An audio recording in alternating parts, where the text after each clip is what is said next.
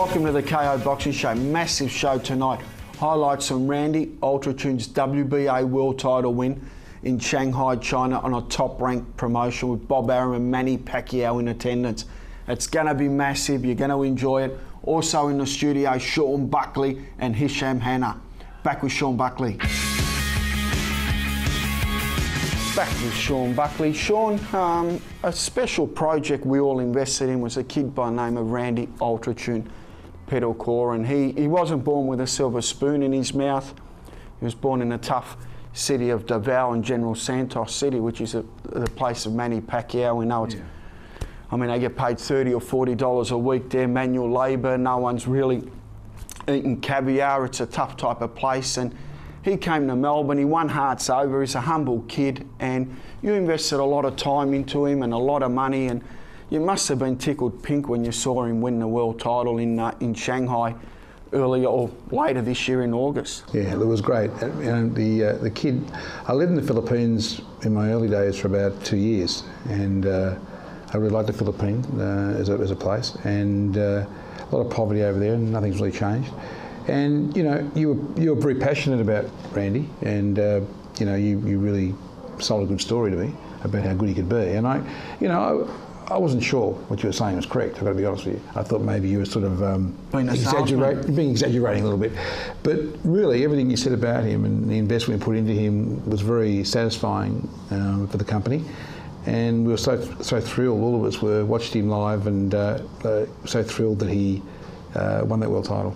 You got to talk to him, he called you up. And he called me after the fight. I was supposed to be there, by the way, remember, but I couldn't make it. And no, it was exciting that he won, and I've spoken to him, and he did some altitude training with us, so it was good. So, you know, I think he'd be a very good champion. He's very dedicated. And I think, you know what, the thing is, if you come from a humble background like that, and you're hungry for money, okay? And sometimes the kids these days get born with a silver spoon in their mouth and they get lazy.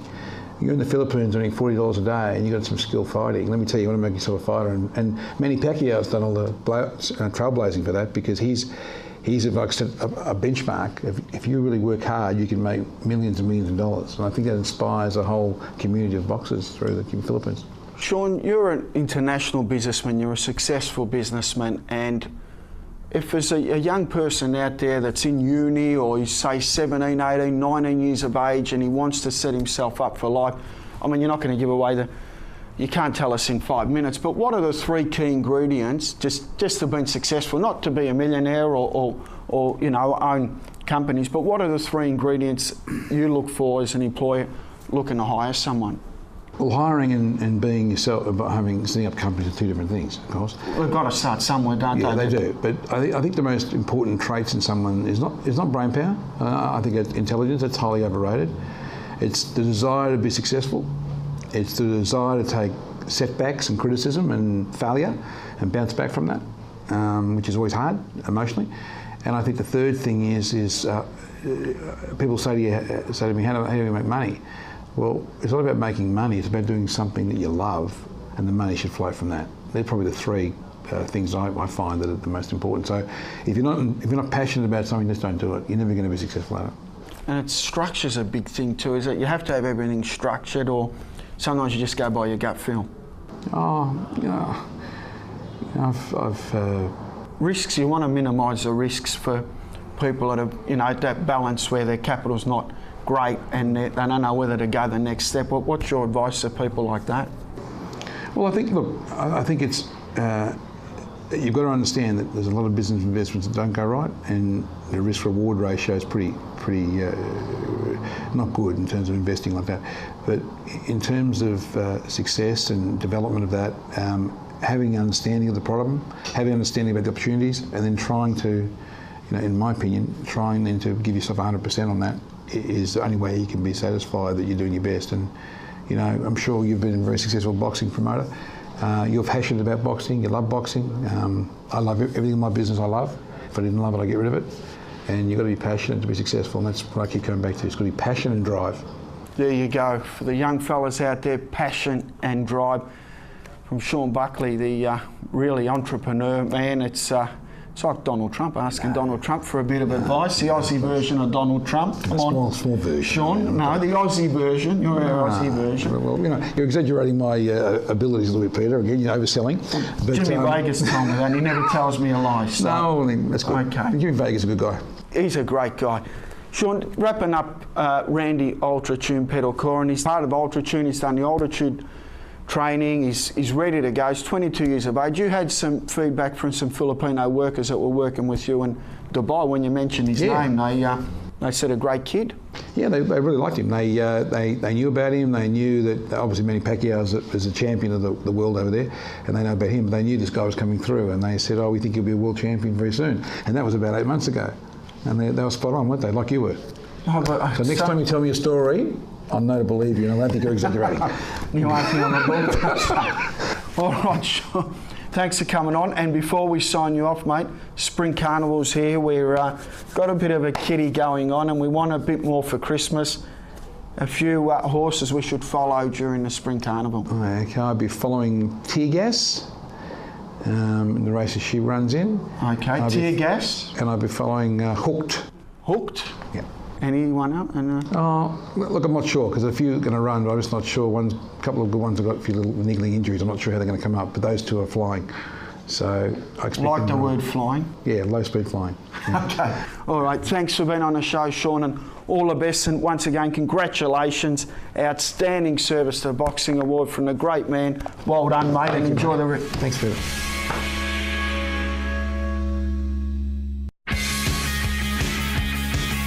Back with Rod Cedaro from Altitude Services. This is a new state-of-the-art facility, really, that all athletes should look into. Rod will tell us more about it. Rod, welcome to the Coa Boxing Show. Yeah, thanks, Pete. It's always a pleasure to catch up with you. Look, we've been playing around with Altitude Services now for a little over 12 months. We started off, we're part of the Ultra group of companies, Sean Buckley's group. We've been predominantly up until now focusing on the equine athlete horses. We've had a number of horses go through, probably our most successful being Seamus Award, who won the Australian Guineas and the Cox Plate, as you're well aware, and Seamus is off to stud now. We've got about 20 Altitude stables currently up and functioning with Sean's horses with different trainers around Australia. My background is as a human exercise physiologist, and I sort of brought the idea of Altitude training to Sean probably about 10 years ago. A little bit slow on the uptake, but we've finally got there. We're now looking at diversifying into some of the more the human athletes that we're dealing with. We've got a couple of hotels we're proposing up in Queensland. So the whole idea being to sleep the athletes high and then train low, so you get the benefit of the altitude exposure, but you can still train hard enough to get the benefits. And we've got a altitude pool cover up in Queensland as well, so at a 50-metre pool cover, so the athletes can swim at up to 3,500 metres for their training sessions. So rather than having to go to Boulder, Colorado or Flagstaff, Arizona to train, they can actually do it all on the Gold Coast. And most of the scientific literature that's coming through now from places like the AIS, etc., is saying if you can get a combination of heat stress with altitude, that's where you're going to get your most benefit from. Randy Petalcorin, he recently won a WBA world title. That was in Shanghai. It was based in front of the whole world, 15,000 people. He's benefited from this altitude training, and he's only 22 years of age. Can he get better and better from that? Look, generally what we say is most people will benefit from altitude training. It's not as though it's going to turn a donkey into a Group 1 winner, but what it does is at that elite level where your Seamus Awards are and your Randys are, it gives you that 1 to 3% performance difference. Now, that might not sound like a lot, but if you've got a horse that's racing over 1,000 metres, that 1%'s 10 metres. That's the difference between first and last. And it's the same with an athlete like Randy. It's not going to make him go harder, but what it's going to allow him to do is it's going to allow him to sustain the effort for longer. So instead of, starting to struggle midway through the 8th, you'll be getting midway through the 9th and finishing the fight before, the fatigue really starts to set in. So what it does is it allows an athlete just to go for that longer at their optimal ability levels. Sleeping inside an altitude barrier, how comfortable is it for starters? I mean, you can't have a late night snack inside those barriers, can you? Well, it's a little bit hard for the horses. They can't get out of the night time, but with the humans, they can unzip the chamber and jump out if they've got to go to the loo. They're usually very, very comfortable. We've got Susie Ramadan, who's fighting for a world title in Mexico City in a couple of weeks' time. Susie's using one of our chambers at the moment, predominantly because she's going from sea level and she's fighting at altitude, and she'd be at a distinct disadvantage if she didn't take advantage of the altitude training. But no, Susie's finding it really comfortable. All we did was we took one of our altitude tents over there, pulled the mattress off her bed, slid it into the tent. So there's really no difference for her. We've put in one of her spare bedrooms, put in a couple of hypoxic generators to it, cooled the room down a little bit for her, and she's sleeping like a baby at the moment. Fantastic, great work, and all the best to Susie there too in Mexico.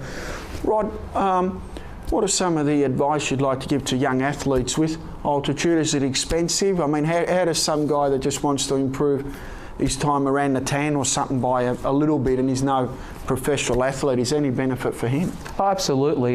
We actually find that for athletes that are, getting close to their peak, so your elite athletes will get less of a return from it because they're already, really pushing the envelope with their fitness, etc. Whereas someone else who's coming into as a novice athlete, etc., is going to probably experience even bigger advantages. In fact, where we think the biggest market is for altitude training isn't necessarily with athletes, although it's obviously a benefit to them. We're looking at the weight loss market. There's a lot of literature around at the moment that shows that if an athlete or if a person sleeps at altitude, they get a release of a certain hormone called leptin, which suppresses appetite, and you actually increase the person's resting metabolic rate. So they burn calories a lot faster as well. So Joe Average out there is certainly going to get a benefit from it. In relation to cost, that's me, Joe Average. Yeah, I need to lose a bit of weight. Oh, there you go, Pete. We'll have to lend you a tent. Yeah. And that's the other thing we're looking at doing at the moment. Most of the scenarios around is you go out and you buy a tent and you buy a generator in order to use it. We're looking at a lease arrangement or a hire arrangement, which I think will make it a lot more cost effective for people. Gee, this is fantastic work here, Rod, especially backed up by Sean Buckley too, after winning that outstanding service to the boxing award. He's on fire, Sean, and I'm sure these new projects that you guys are coming into, mate, the AFL football clubs, they've got to snap them up, especially with players that want to sleep in tents and stuff like that just to get over injuries as well, because I hear it's pretty good getting over injuries as well. Yeah, look, at what it does, Peter, again, is it allows you to sustain your fitness while you're down with a soft tissue injury or something. I suppose one of the big things is that we hear about, your Collingwoods, etc., that are jumping on a plane at the end of the season, they're flying over to Flagstaff, Arizona, etc., and they're dropping I'm a Collingwood supporter. You're making me depressed. No one wants to play for us anymore. Yeah, it's a mass exodus. Everyone's leaving our club. Yeah, it's a bit that way. I was listening to Dwayne Swan and Eddie Maguire this morning talking about paying them with counterfeit dollars or something. What they're doing, mate, is they're spending all their money going over these altitude camps. They're dropping 1.2 mil a year going over to altitude. So you fly from Australia to, say, Boulder, Colorado. You're through 4 or 5 different time zones. You train over there for a period of time. What happened with Carlton last year was they had a late winter over there, so they couldn't actually get outside and do a lot of their ball work. So I did some general conditioning work over there. They then came back to Australia. The benefits of altitude training will persist for maybe 4 to 6 weeks when you get back from altitude. So you get this decrement back to where you started from. So for me, I don't understand why you would go and spend that sort of money. What we're proposing to do is to bring the altitude closer to home, so you can go up there on multiple occasions during a year. If we got on, say, the Gold Coast, you get the heat stress plus the altitude, costs you a tenth of what it's going to cost you to go over the other side of the world to train, and you can go back on multiple occasions to top it up, and you're living in 5-star accommodation. Sounds good to me. Don Scott is a big fan of the show. Don, we're going to bring more Asian fighters in. We know that Howard Lee told me that you like the Asian fighters and what have you, and Don Scott saved Hawthorn when they were going to merge with Melbourne, so he's tickled pink after the Hawkers got the flag. Thanks for coming on the show. Always a pleasure. And keep up the outstanding work, mate. Thanks, same Pete. with Sean. Thank you.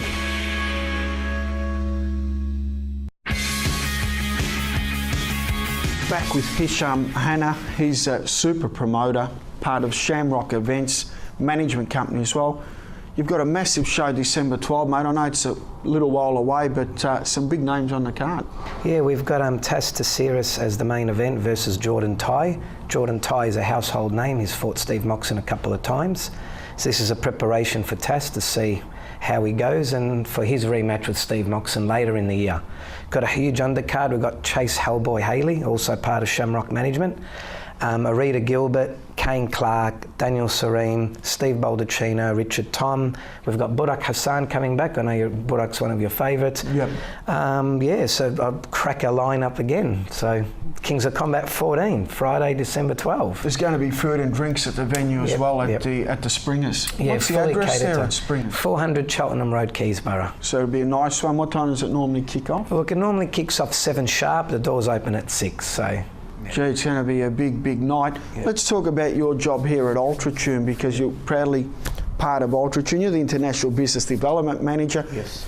Told me off here you've worked at Schweppes and you've worked at Cadbury and you've also worked at... Well, look, I started my career at Billy Guides, which was like a Harvey Norman. Then I ventured into Vodafone. I was an area manager. Then Cadbury, Schweppes. Then Parmalat, which was a milk company, Rev Physical, Skinny Milk.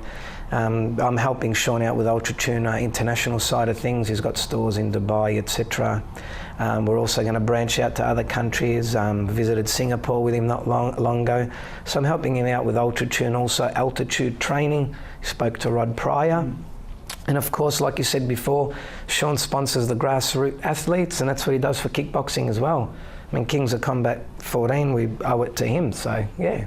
How do you find working at, say, a company like Ultratune and then putting on events dealing with people, because they're diverse type of people in the kickboxing and boxing world? It's different to the business world, isn't it? Well, look, it is, but what are the principles? The business world, look, the principle is there's a structure, I'll follow a structure, and people are people. Dealing with people, I guess, it's an international language, and I believe deal with others as you'd like to be dealt.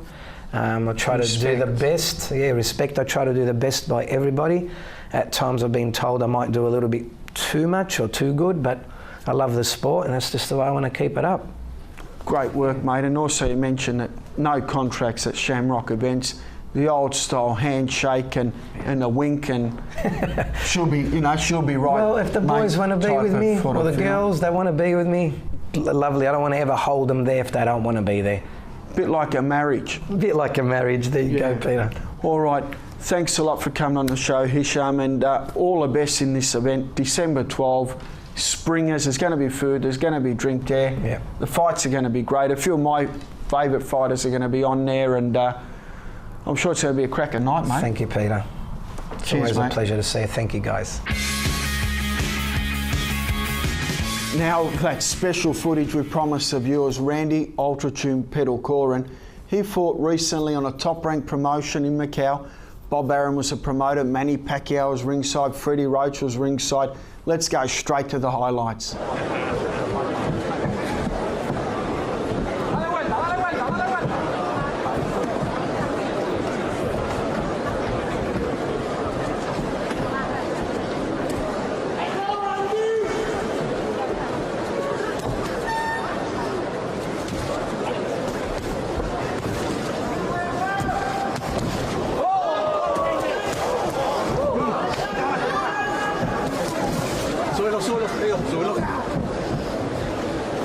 Good, Randy.